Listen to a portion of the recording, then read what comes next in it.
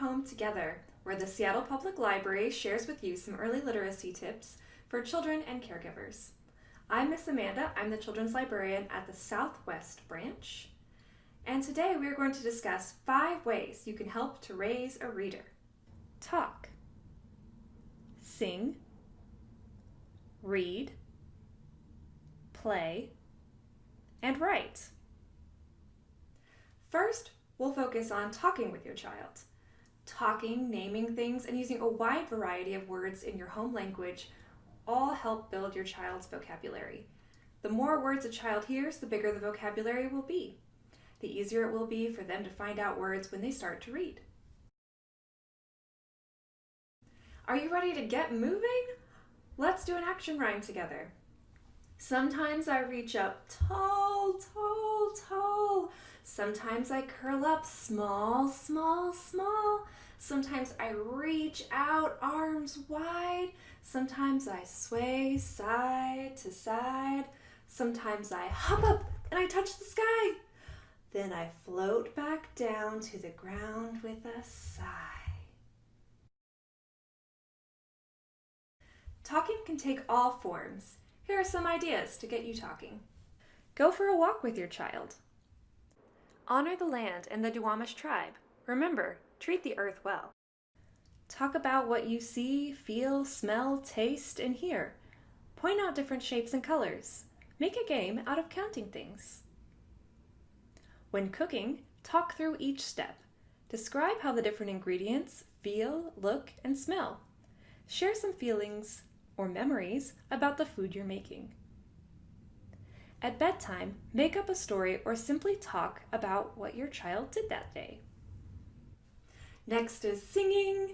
Singing slows down language so that kids can hear the smaller sounds in words. This helps them to play with different sounds and learn new words.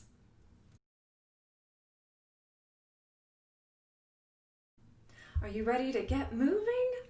Let's sing a song. Do you know head, shoulders, knees, and toes? All right, we'll make sure our hands are nice and clean first. Here we go. Head and shoulders, knees and toes, knees and toes. Head and shoulders, knees and toes, knees and toes. And eyes and ears and mouth and nose. Head and shoulders, knees and toes, knees and toes. Yay! Singing can be a little intimidating. Here are some ideas to get you going. Sing to your baby or toddler during daily activities, like changing diapers and feeding, and to transition between activities. Bounce with the rhythm when you can. Take turns sharing your favorite songs. Can you make up a song as a family? Can you make it as silly as you want? Next is reading. Reading is the most important activity a family can do to get kids ready to read. Along with reading books, point out words and read words in activities you do every day. It helps kids notice print all around them.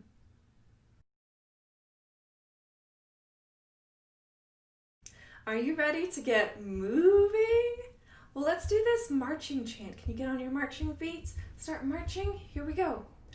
We're going down to the library, picking out books.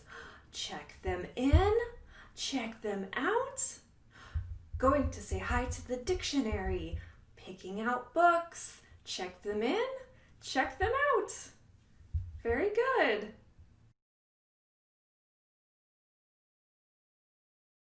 Reading doesn't just have to be reading a book with your child.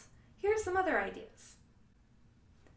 Look through a newspaper or magazine article together and circle all the words that start with the same letter as your child's name. Read everything and anything. If you use a recipe when cooking dinner, read it out loud to your child as you do each step. When you gather ingredients to cook, read the labels aloud to your child. They can point out the letters they recognize too.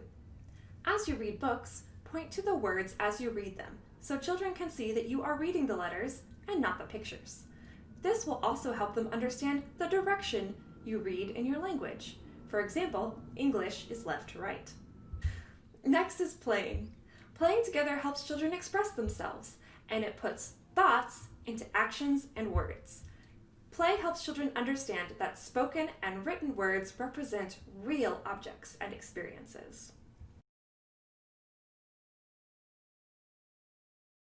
Are you ready to get moving? Let's do this action together. Hands up, shake, shake, shake. Hands down, shake, shake, shake. Turn around, shake, shake, shake. Touch the ground, shake, shake, shake. Very good.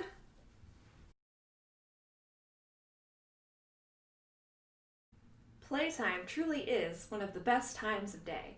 Here are some ideas to get you playing. Play the game I Spy using colors. Say, I spy with my little eye something that is yellow. What do you see that's yellow? Do the freeze dance. Dance to a song you love. Whenever you pause the music, all the dancers stop moving and freeze in place until the music starts again. Draw a picture of you and your friends playing together. What friends do you miss? What would you like to do when you get to see each other again? Call one of your friends on the phone and tell them about it. And the last activity is writing. From holding crayons and scribbling to writing letters and words, children start practicing their writing skills as young as 2 years old. Scribbling will help your child learn to write and read.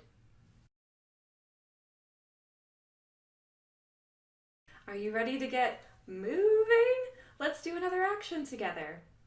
Tall as a tree, how tall can you be? Wide as a house, how wide can you be? Thin as a pin, how thin can you be? Small as a mouse, how small can you be? Tall as a tree, wide as a house, thin as a pin, small as a mouse. Very good.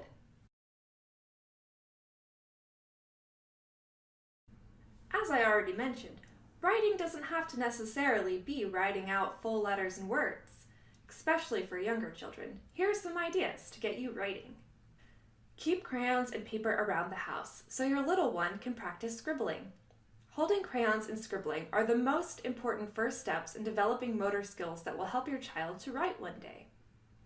Help your child recognize shapes. Practice drawing shapes together or pointing them out in books. Children first recognize their letters as shapes. Let your child practice writing their name. Tell them the story of where their name came from. Point out other words that start with the same letter as their name. Thank you for watching. We hope this helped. We're thinking of you, we miss you, and we hope to see you soon.